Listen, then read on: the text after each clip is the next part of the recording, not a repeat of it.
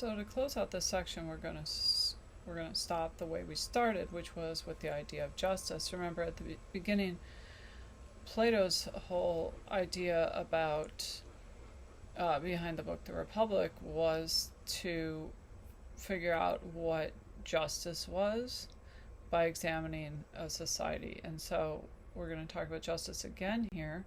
There's something called social justice, and political philosophers like John Rawls take social justice to be the main principle in this formation of a stable state. But what conservatives and libertarians don't like about this kind of social justice is that it ends up often leading to the idea of redistributing goods in societies. And they argue that this can lead to lack of motivation for people to work hard, and an imposition on people's freedoms. But social justice is more than just egalitarianism. It also includes the idea that each citizen must fulfill their societal role. So we not only have rights, we also have responsibilities and duties within society, which include things like taxation, public health services, public education, labor laws, regulation of markets and public services. These are some of the things that social justice is concerned with.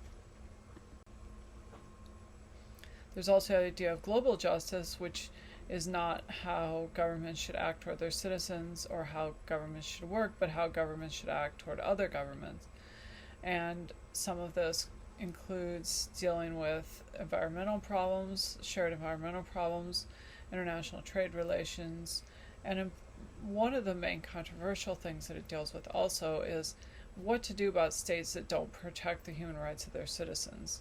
And this gets into the last one, which is how much rights that each society has to do what they want without outside interference. So part of global justice is the rights of governments, which actions are justified within states, when states are not justified in their actions, and in what circumstances states are justified in intervening to prevent other states' actions. So if a state is committing genocide against its own people, do other states have the right to intervene? And most of the cases where governments have felt obligated to intervene have involved oppression of disadvantaged or marginalized people, but there are also other cases of environmental problems, or just when that state is going against the values of another state, which is very problematic when that happens.